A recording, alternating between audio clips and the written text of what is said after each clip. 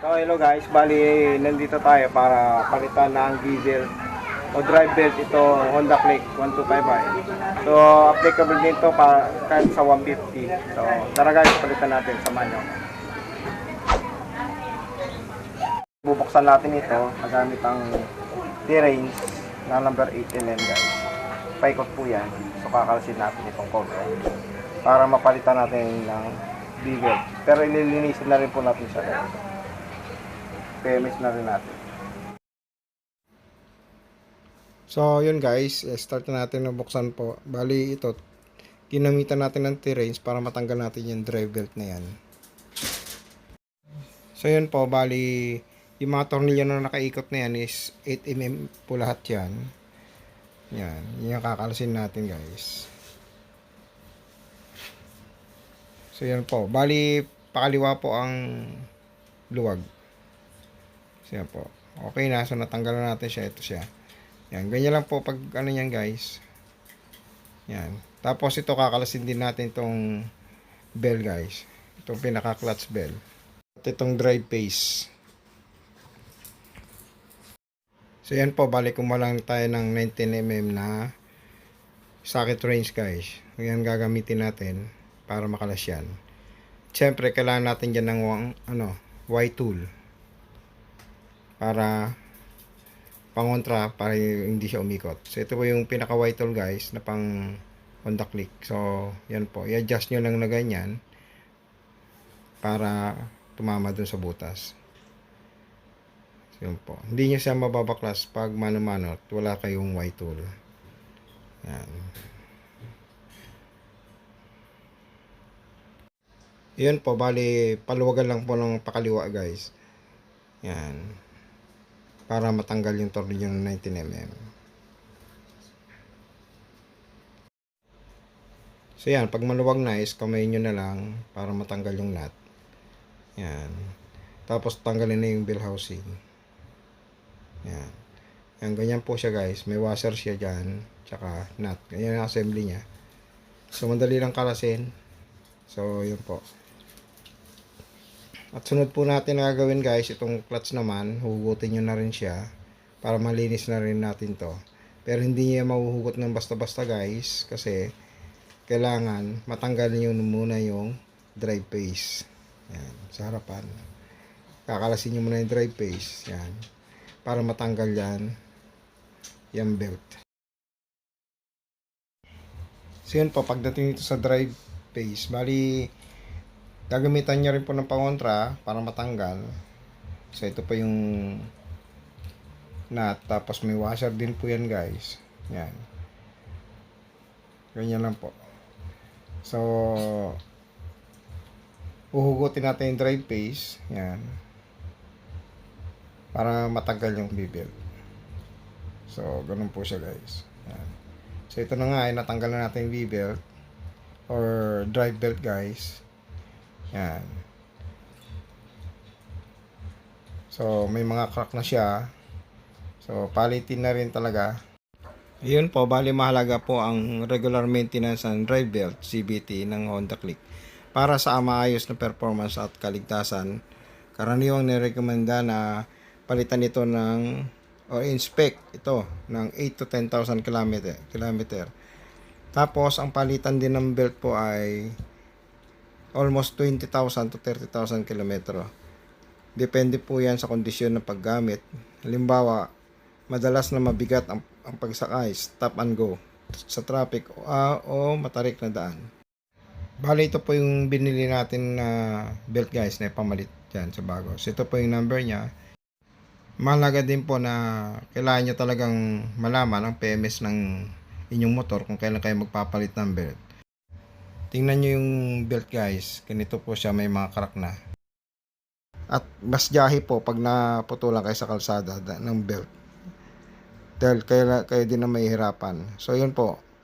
Bali, check na rin po natin at linisin yung... Siyempre, sasabay na rin natin na linisin itong housing ng CVT at itong clutch lining guys. Yan, yung clutch nya. Pati yung drive phase, lahat po yan lilinisin na rin natin.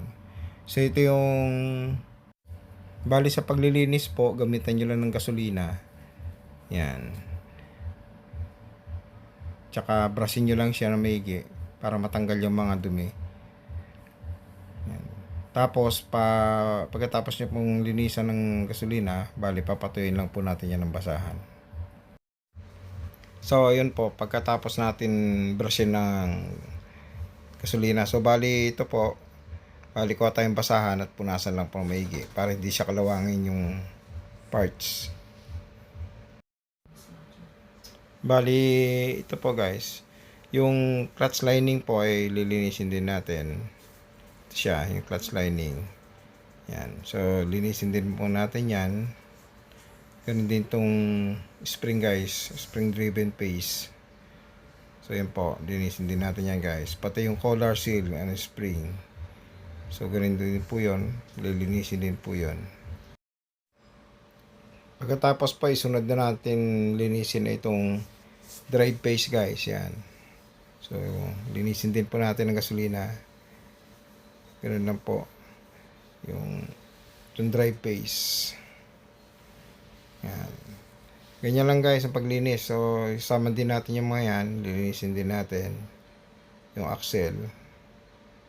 Yan, ito yung kapartner ng drive pace, yung nilalagyan ng so pace component tawag guys. Ito yung nilalagyan ng slide piece and roller set with yung bola guys. Yan, dyan nakasalpak. So lilinisin din po natin lahat yan. So ganyan lang po.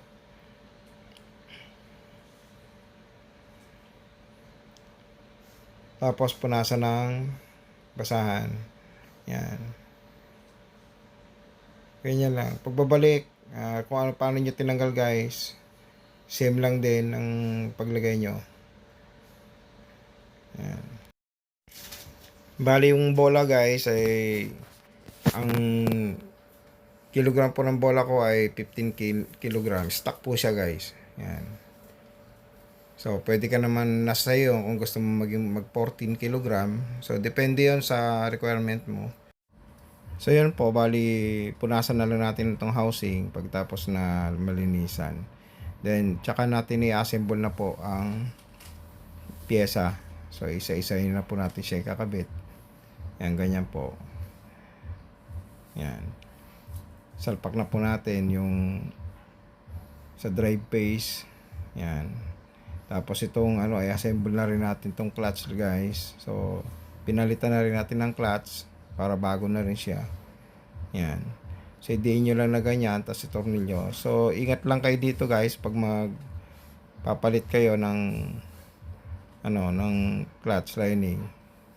Ingat lang kayo na baka matalsikan kayo gawa ng may pressure yung spring. So ganyan lang guys. Kaya yung iba talaga gumagawa ng clamp niyan. Pero pwede rin naman guys na idiin mo lang tukuran mo lang ng kamay tsaka tuhod para may balik.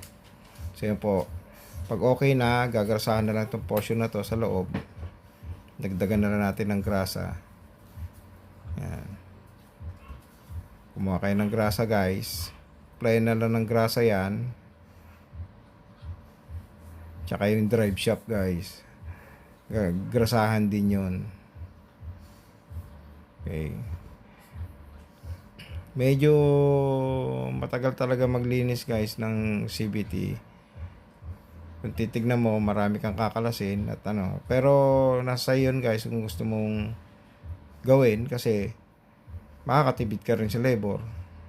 Yan. Lalo kung kompleto ka naman sa gamit. Bali, kabit na po natin drive pulley. Sasabay na natin itong drive belt. So ito po yung pinalitan natin guys, yung drive belt. Bago na rin pinalit natin. Pati yung clutch, nagpalit din tayo. So ganyan po, bali unahin nyo lang ikabit ito. Yan. Tapos panghuli po yung drive pace, ikakabit.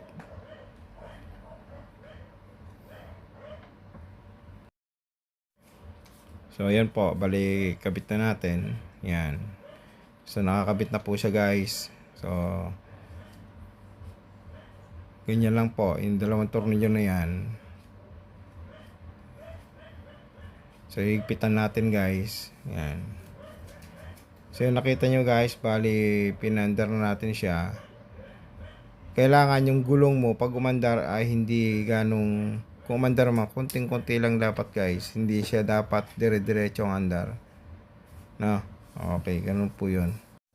So yun guys, kakabit na lang po natin yung CVT housing cover. Ayun guys, natapos na natin palitan ito ng V-belt or drive belt, itong Honda Click 125i. So sana may nakuha kayong kalaman sa vlog ko na to. Thank you for watching. Please like and subscribe to my YouTube channel. Thank you.